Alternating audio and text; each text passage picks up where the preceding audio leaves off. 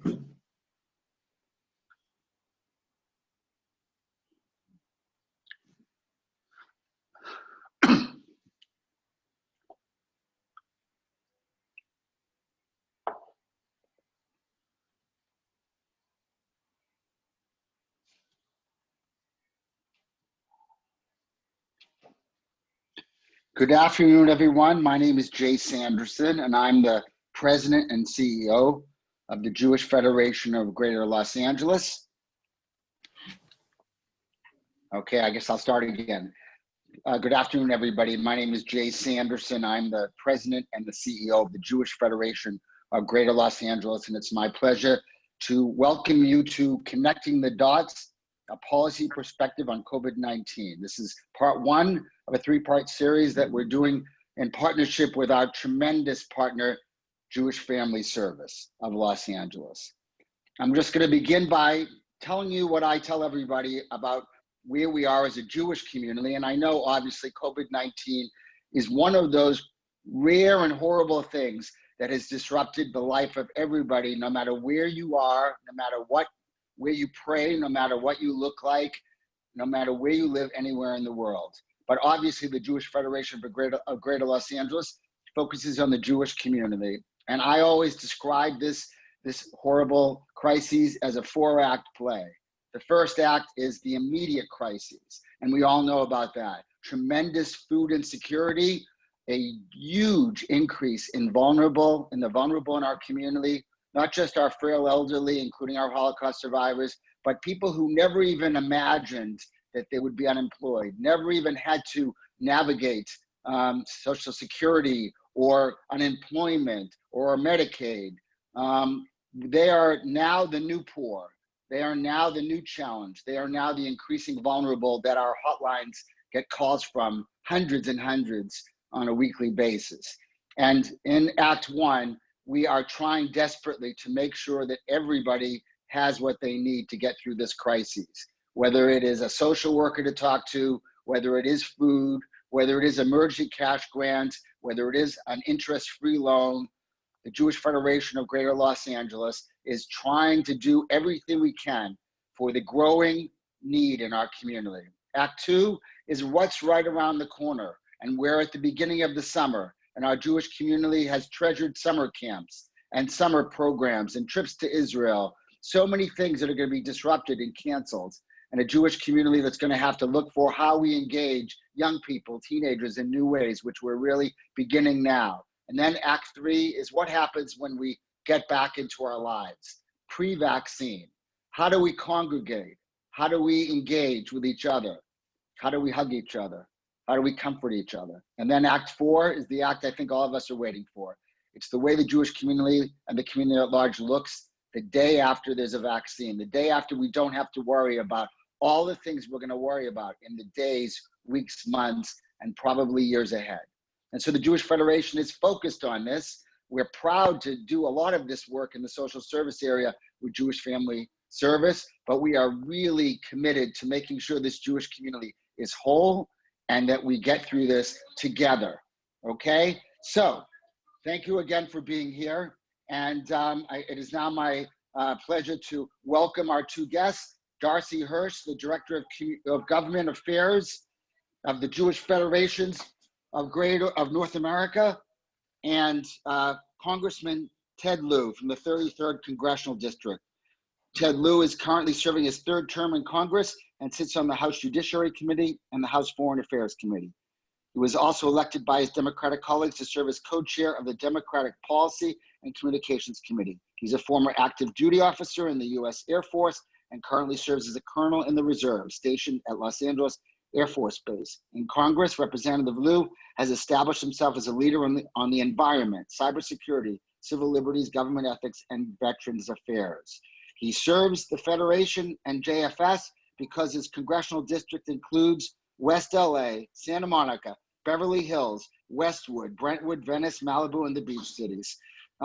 Congressman Lieu, it's great to see you, even if I'm just seeing you virtually. And I want to begin by asking you, obviously, we have never been, I think, as a country, waiting for and more needing support from our government. And I'm wondering, where you sit in Congress, what you think the main policy focuses are moving forward into the next phase of this crisis.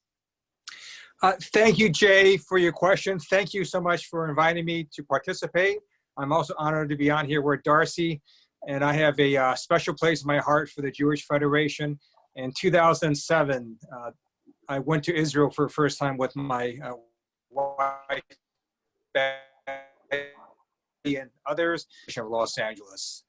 So, answer to your question, Congress has passed 4 laws in record time on a bipartisan basis to address this pandemic. The first bill dealt with trying to find a cure. We put in over $8 billion to try to find a cure, either through a vaccine or drug therapy.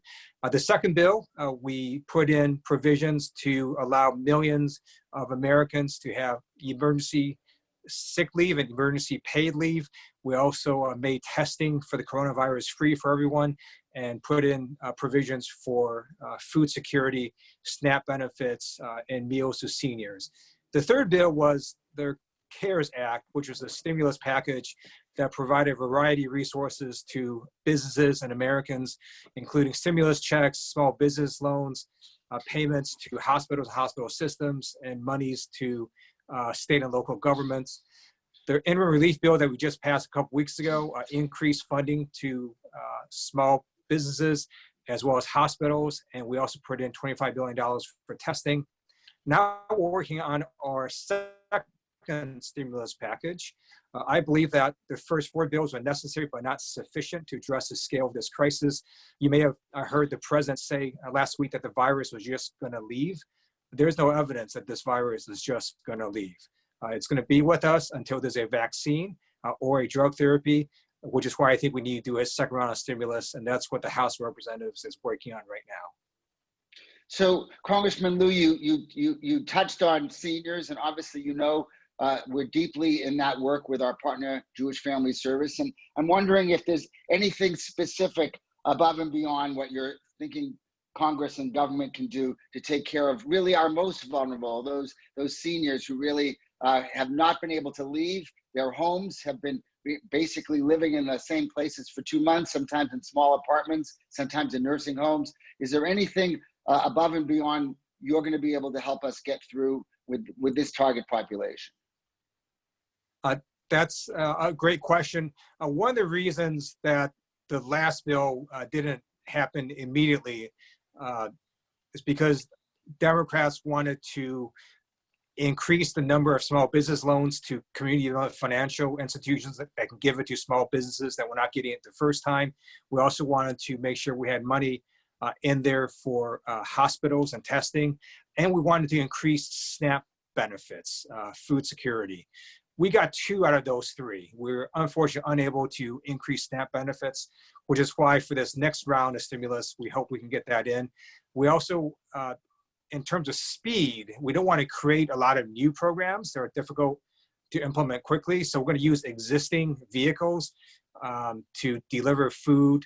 So whether that's SNAP or whether it's, for example, something called a farm to family program, where we take surplus fruit from farms and make sure that we can get that food instead of having the farms destroy it, and then get the food to food banks and to other organizations and nonprofits that can then deliver it to seniors and to other people who need food. So we're looking at all these different ways to increase funding to existing programs that get food to those who need it the most. And from your perspective, from what you're seeing, and obviously every state, every city is different. I've had a lot of conversations with Eric Garcetti, our mayor, and with the governor's office about how they're seeing things. What are you doing in terms of representing your area? Because clearly what's happening here is different than what's happening in Atlanta or in Boston. What's the geographic differences you're seeing, and how are you advocating on behalf of your constituents?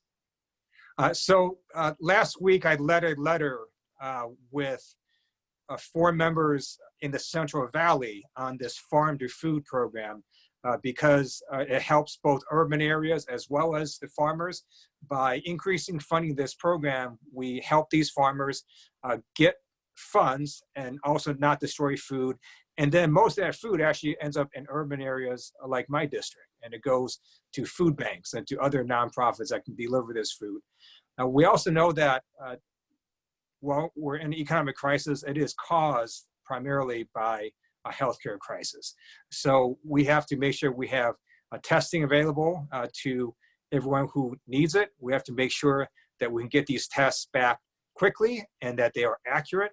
And we can't reopen our economies if we don't have adequate testing in place. And then we need to do 2 more things. We need to do tracing. So for people who are positive, we then ask where they've been, who they've contacted, and then we make sure we inform those people. And then we have to isolate the people that came into contact with the person that tested positive. And that's how we can reopen America safely. So we're working on resources to do that in Southern California. And the way this virus has spread across America, it's been uneven. So Jay, as you noted, it's going to affect certain places more than others. So LA County, for example, has about 40% of the cases in California. It may be that in Wyoming, there's very few cases. So parts of the country could reopen up quicker than others, depending on where this virus is. But we won't really know that until we have testing ramped up and up to scale. I want to remind everybody, if you have a question of Congressman Liu, to write it in the chat box, and my colleague Elisa Finston will be looking at them and asking more questions. Congressman Liu, before we get to the people on the phone's questions, or I guess I'm so used to these things, on Zoom's questions, how has this impacted you? You have a young family. How has this last 2 months affected you personally?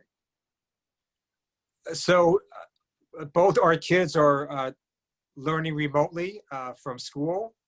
Try and make sure they don't play too many video games. But it is a challenge because they're getting less classroom instruction. They're basically going to school 4 days a week for a half day in the morning. So there simply is a loss of learning, and that's a challenge for any families with children. We're also trying to make sure that we can help those who are in need. So I've been working remotely, whether it's Zoom calls or teleconferences. I have lots of conversations with my colleagues as we work on this upcoming pandemic relief bill. But all the other pieces of legislation are still moving forward. And we're using emails and we're using conference calls, but that continues to move forward. And I also want people to know that my district office is open. Although we're physically closed, all my staff members are working remotely. And so if there's anyone who has an issue with a federal agency, please contact me or my staff and we will help you. Okay, so I'm seeing if there's questions. Someone asked a question about will Dr. Fauci be coming to Congress and reporting what he's seeing to Congress? Are there plans for that? So the House of Representatives asked Dr. Fauci to appear. The White House has blocked him from doing so. And I think that's unfortunate. I don't know why the White House would want to hide him or not have him provide information to the House. We do know that he has agreed to appear in the Senate later this month. So we do look forward to that testimony. I think it's important in the pandemic to be as transparent as possible. And I really think the White House should be making Dr. Fauci more available. So we can go the route of subpoena, but that unfortunately does take time for it to move through the courts. So we're just trying to negotiate right now to see if we can get him to come into the House and give his testimony. Okay, I'm now going to turn this over to my colleague, Elisa Finston, to ask some more of the questions that some of the viewers have. Thank you very much, Congressman Liu. Thank you, Jay. Thank you, Congressmember. One question is, the Federation works very closely with state and local governments. And I know there was recently a letter that was sent by our governor, along with other West Coast governors, to Congress. And so we're curious, what can state and local governments expect from Congress during this time? That's a great question. The CARES stimulus package that was signed into law provided over $340 billion to states and to local government. That was not enough. And so we're seeing all 50 states suffer huge revenue shortfalls from the slowdown in the economy. And so the House of Representatives is working right now on this second stimulus package. Democrats in the House are pushing for a very, very large component to go to states and local governments and school districts. So we're looking at somewhere between $650 billion to $1 trillion to states and local governments and school districts. That's still being negotiated. But my view is we need to absolutely get this funding out to those who are on the front lines dealing with this pandemic right now. Thank you. We have a couple of people who want to thank you for your office helping them getting assisted in getting their stimulus payments over the last few weeks. Can you talk about sort of the individual stimulus checks and what people can continue to expect from that process? Sure. So the stimulus checks should have gone out to everyone who has a direct deposit. If you don't have direct deposit, then you might not have gotten one yet. The physical checks are taking a little bit additional time. After this round goes out, there is no more money for stimulus checks unless we have a second CARES Act get through. So that's why we're working hard to try to see if we can get that through.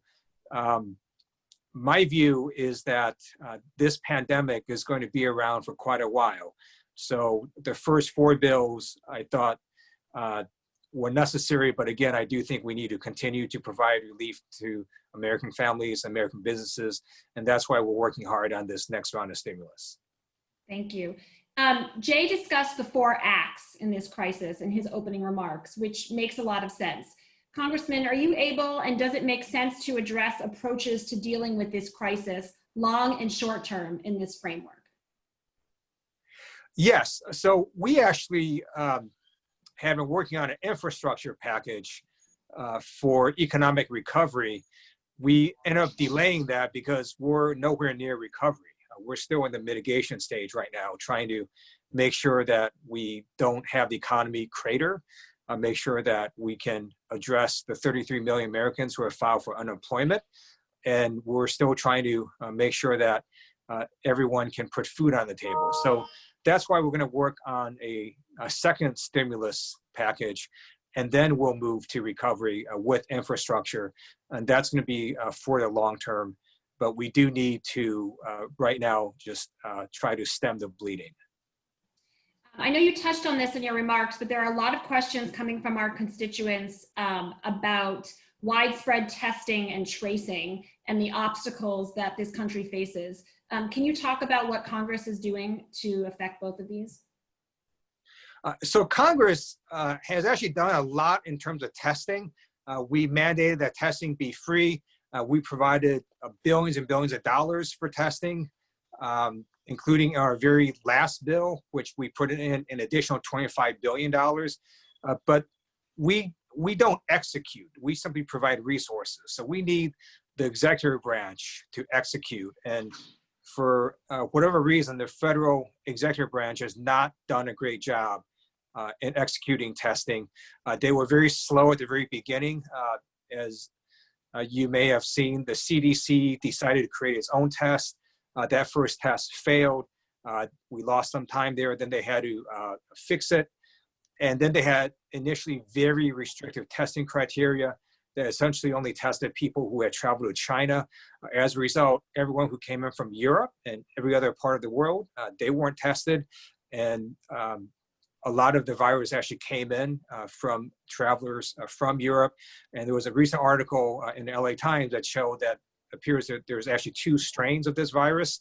And the dominant strain was one that had mutated in Europe and then come in, and that appears to be a dominant strain here in the United States. And testing is still not to the scale where it needs to be. In terms of per capita testing, which is really the only relevant metric, we're still behind countries like Spain, Italy, Germany, Norway, Portugal, a number of countries. We do see increases in testing every week, so that's a good sign, but we really have to ramp it up significantly before we can reopen our country safely.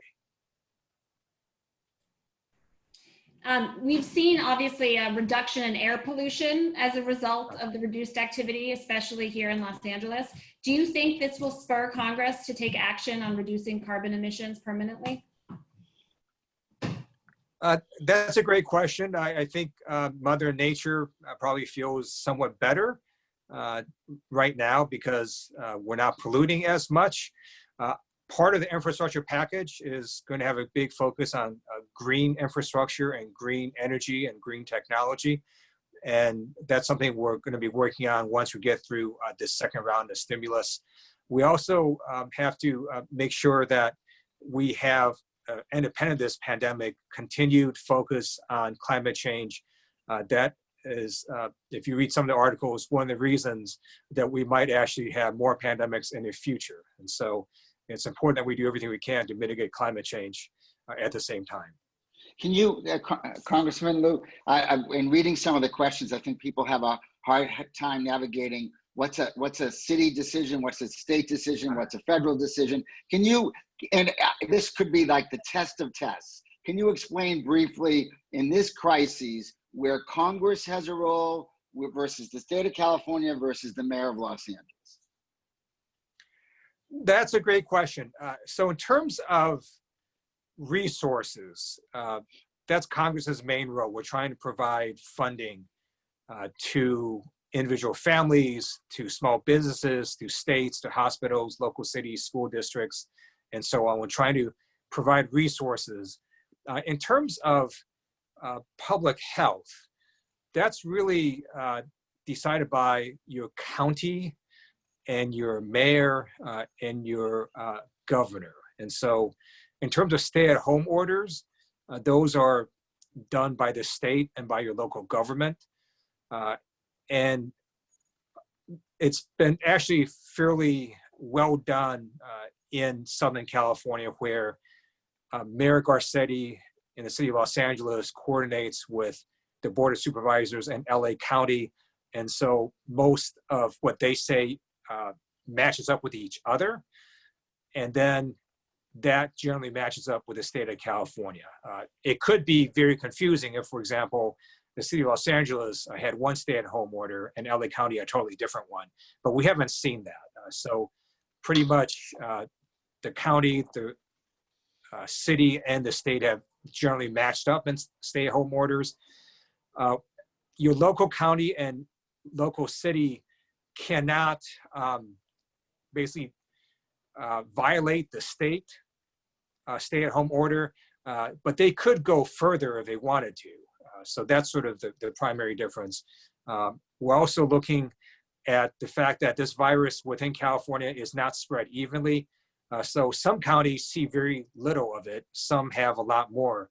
And I think there are a lot of discussions ongoing at the state as to how can we allow certain countries to do things quicker or earlier than other counties. because one size fits all is probably not the best approach, given the fact that this virus is not distributed evenly. Congressman, we have one final question. Can you talk about ways in which our community can be most impactful and helpful? How can we be the most effective advocates?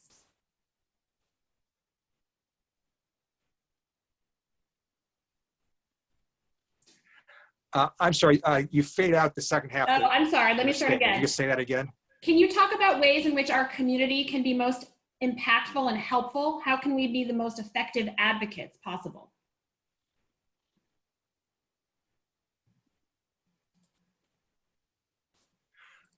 So my recommendation is, first, you have to stay safe and protect your life and that of your loved ones. I wouldn't engage in a lot of activities where you're going to be around a lot of other people. And if you're going to be near other people, you should social distance at least 6 feet, and you should wear a mask. In terms of helping others in need, there are lots of places where you can donate. Nonprofits like the Jewish Federation and other organizations. By the way, we're trying to also get more money in the PPP to help nonprofits as well. And just trying to make sure that we be unified, right? This virus doesn't discriminate based on race or ethnicity or religion or party registration or gender. It really affects all of us, and the way that we defeat it is to stay unified and to work together and to cooperate. And you're seeing unprecedented levels of cooperation between federal, state, and local governments, as well as with businesses and with different communities.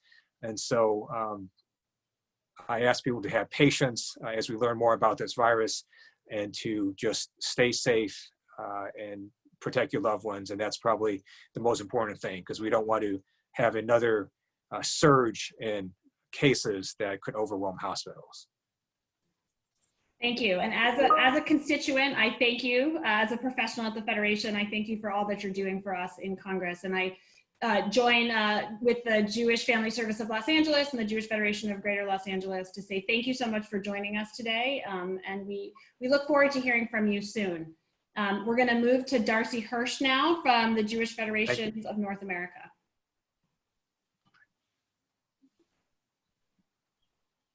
Darcy, are you there? I'm here. There she is. Hey, Darcy. It's my pleasure to introduce Darcy. Darcy is the Director of Government Affairs for the Jewish Federations of North America, and also serves as the Washington representative to the Network of Jewish Human Service Agencies. Darcy has held advocacy and community engagement positions at the Jewish Community Relations Council of Greater Washington, the Anti-Defamation League, and the UJA Federation of New York. Darcy, thank you so much for being with us today. I'm going to turn it over to you to speak a little bit about what Jewish Federations of North America has been doing and what the Jewish community has been doing as well. Great, thank you. It's really a pleasure to speak to your community and an honor to follow Congressman Liu, who has done so much to lead our country during this time of need. And he's truly an advocate for the nonprofit sector as well. It's amazing to hear about how your federation is hard at work supporting the community with food, loans, and other support.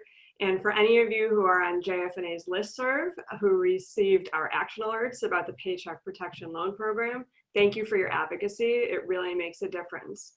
So as Eliza mentioned, I'm going to give an overview of JFNA's work in our DC office, an update of the community's needs and what's happening on Capitol Hill, and talk about a couple of next steps. So JFNA's Washington office advocates for the needs of federations, federation-affiliated agencies, and their clients, as well as the issues related to Jewish security and support for the US-Israel relationship. In the age of COVID, the needs of Jewish communal institutions, Jewish family service agencies, and nursing homes and their clients are dire. And this is where JFNA advocates for government to step in. There's been a significant impact not just on the people living in the community, but on Jewish institutions themselves, as I'm sure you know. Many Jewish institutions are struggling with the cancellation of camps, daycare, community programs, and fundraisers. I know that a JCC in my community laid off most of its staff a few weeks ago, and this is common nationwide. We're all reevaluating how we operate. So this is why the support for nonprofits that we lobbied for with your help was so significant. As Congressman Liu mentioned, the CARES Act, which passed in late March, was a $2.2 trillion economic stimulus package. And that included bailouts for industry and the stimulus checks he mentioned, but also some JF&A priorities like charitable giving incentives to increase contributions to nonprofits, and the Paycheck Protection Program, which included $350 billion for agencies up to 500 employees. And JF&A's advocacy helped ensure that all nonprofits were included, including those that accept Medicaid, which affects most of our Jewish family service agencies, including JFS of LA. As I'm sure you all know, there were problems with rollout. Banks initially weren't ready, and many banks turned away borrowers, but JF&A worked with the White House and the Treasury and the SBA to help resolve these issues. This program has been a boon to so many of our institutions, but the money ran out in less than 3 weeks. An article, I think it was in the Times of Israel, as of April 23rd, Jewish organizations had received $264 million in PPP loans. The money went to about 600 Jewish organizations, half of those that had applied. And we estimate that Jewish organizations will need at least $650 million to weather the crisis. So as Congressman Liu mentioned, Congress passed an additional $484 billion 2.5 weeks ago for the PPP program. And that money is likely to run out this week because there's such significant need. There's actually now a question about whether nonprofits with large assets like endowments can participate, and JF&A is working with the White House and the Treasury and the SBA to clarify that large businesses like the Lakers or like Ruth's Chris Steakhouse that have large assets should not qualify, but that large nonprofits that have some liquidity could potentially could necessarily, participate, because they don't want organizations to get down to their last dollar before seeking help. So if you visit jewishtogether.org, that's JF&A's current website, there's an action alert, and you can reach out to your member to ask them to contact the White House and the Treasury to clarify this, that nonprofits should be able to continue to participate. So as I mentioned, we advocate on behalf of the human service needs of our agencies. We represent nearly 200 Jewish human service providers in nursing homes, serving over 1 million clients each year. And our Jewish family service agencies are struggling in many ways. These agencies receive support from government, but largely for face-to-face contact, like counseling, job training, food provisions, and home visitation. In the age of social distancing, when the populations they serve are the most vulnerable, it's difficult, if not impossible, to provide in-person care. Clients are dealing with isolation, and many at the highest risk of contacting this disease are older, and many have disabilities, and they're often already isolated and alone. And with the stay-at-home orders, many are experiencing extreme loneliness and are at risk of mental health issues. Many of these individuals were participating in adult day programs or congregate meal programs, and of course, socialization with friends and family. So agencies like JFS of LA are being creative in providing HIPAA-compliant telehealth and telemental health care, home-delivered meals, and social programming. We at JF&A have been advocating for government funds to be as flexible as possible to keep up with the changes in service delivery. There are issues with technology. Many older adults, particularly those that are low income, have limited technology, do not have smartphones or reliable internet access. And the providers are finding ways to provide telehealth and mental health care, as well as social supports without video and without internet. I know of a Holocaust survivor agency in New York that mailed invitations with a set time and a conference line phone number to a group of clients, and they held an event on a conference line where they were singing together, and I heard it was wonderful. But agencies are finding ways to get around the technological limitations. But this has proven an issue for many of our human service agencies, because traditionally Medicaid and Medicare, they'll reimburse for telehealth and telemental health, but only if there's a video component. And if a client can't access video and only has a landline, the providers weren't getting reimbursed. So JF&A advocated for both Medicaid and Medicare to cover telephone only, that's audio only, mental health and telehealth treatment. And it was it was a push. Medicaid evaluated on a state-by-state basis that they would reimburse for telephone-only services, and Medicare just approved it about a week ago, which is a very significant win. So we're very happy about that. Another major issue is access to health care. Congressman Liu mentioned the series of stimulus bills. The phase 2 bill had an increase in Medicaid reimbursement to states, but it wasn't enough. Millions more people are going to enroll in Medicaid in the coming months due to the recession. And with the state budget crisis that he mentioned, traditionally in the past, states have cut Medicaid eligibility and payments to providers. So we're at risk of millions of people living without insurance, and also for our agencies that are providing critical services to not getting reimbursement from the state.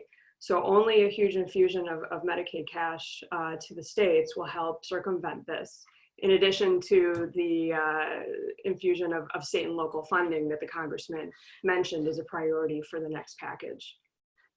The last issue that we've been working very hard on is related to food, which I know that Jay mentioned and the congressman mentioned is a huge issue for all communities and the LA community as well. So many of our Jewish family service agencies and federations were providing congregate meals to older adults, but with social distancing and the stay-at-home orders, they had to close. The government funding had previously only been allocated for the congregate meals. So we in our coalition partners advocated for that funding to also be able to be used for home delivered meals. There has been over $1 billion in the phase 2 and 3 packages so far allocated for senior meals specifically, and for transportation to help deliver those meals. But one thing that we've learned is that home delivered meals are more expensive. And also there's more preparation needed. So some seniors were receiving pantry ingredients, and they would have an at-home health aide who would help prepare those meals. Now, many of those seniors don't have the assistance from at-home aides or family members. So service providers have to deliver hot meals, which are more expensive. Another issue we're seeing with home delivered meals is the lack of volunteers. It won't surprise you to know that many of the volunteers at the family service agencies are older adults and people who are retired who are now at risk of contracting the disease. So many agencies are having to work their way around it and pay staff or find other volunteers to help deliver these meals. Another issue is related to SNAP, which the congressman mentioned, which is called CalFresh in California. So we experienced an issue with online ordering where people were not able to use their food stamps, their SNAP, it was previously known as food stamps, for online ordering. So the US Department of Agriculture has been granting states an exemption on a state-by-state basis to participate in a test program for online ordering. So CalFresh, I think a couple weeks ago, was approved, which is wonderful, but the rollout is a bit limited. You can use your SNAP funds to order via Amazon and Walmart, though I've heard that there's a delivery fee and you can't use your SNAP funds for delivery fee. So if you have a limited income, then that's a difficult choice you have to make, whether you're going to go to the grocery store or use funds that you would use for something else on the delivery. But we've been seeing, I think we're now at a majority of states that are allowing online ordering, which is major progress. So the last piece I'll talk about is the SNAP increase that Congressman Liu mentioned was a huge priority. As we've been hearing, families have less and less money to spend on food, and it's more expensive. I just read a report that 23% of households didn't have enough food to last throughout the whole month, compared to 12% last year. So that's almost double of the number of families that don't have enough food to last through the month. And the same study said that 1 in 5 parents are saying that their children can't get enough to eat.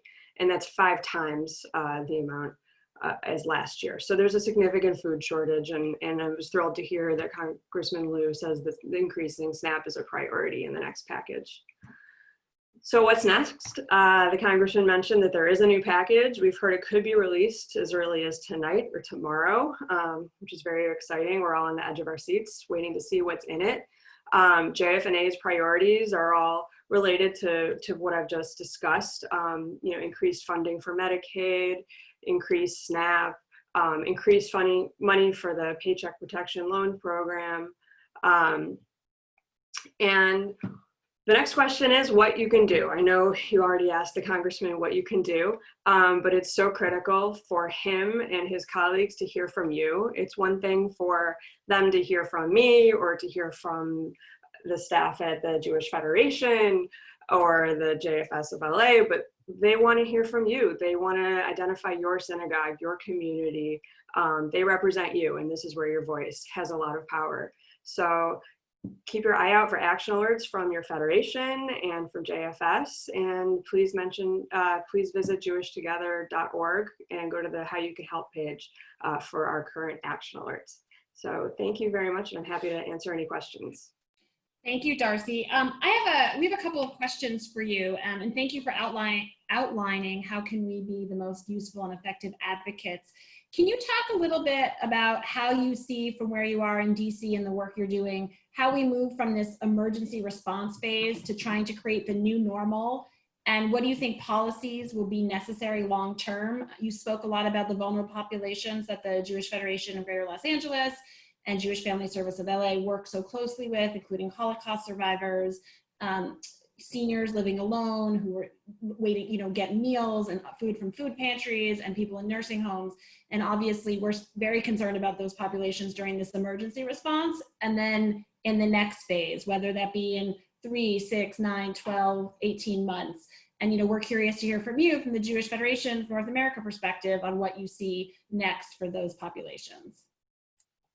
It's interesting. I think this crisis has really put the needs of those populations to the forefront of the minds of the general population, whereas JFNA, your community, your federation, JFS of LA, and the other human service providers have traditionally been advocating for vulnerable populations, for people in need. We do, JFNA does an annual Jewish Disability Advocacy Day once a year. We've been a leading member of the Leadership Council of the Aging Organizations, which is the national coalition network leading on aging issues. But I think that the needs are so severe that the general public is really becoming more and more attuned to it. And I think that we can gain more advocates. It won't be just our coalition voices leading on the Hill. I think that there will be more and more people speaking out and advocating for those in need. If you already talked about this, I apologize, but can you talk a little bit about JFNA's efforts to get PPEs to our most vulnerable, including our seniors here in Los Angeles? So that's a great question. It's not an advocacy question, but JFNA has, through a membership coalition of Jewish organizations that we work with, has led to a collective ordering and distribution program for personal protective equipment. Early on in the crisis, we were hearing from Jewish family service agencies and the nursing homes that they were having trouble getting PPE. I heard from a hospice 2 weeks in to the crisis, the local Jewish social service agency said, we have 2 masks for our hospice service. So we really galvanized and we banded together with an organization called Kahal, which is an amazing organization that provides Jewish experiences for students studying abroad. But given the crisis, they had to reorient themselves, and they helped us find a way to order PPE from all over the world. And we set up a central distribution site and have distributed over 1 million pieces of PPE to over 200 organizations. Thank you for doing that and for getting them to the most vulnerable here in Los Angeles.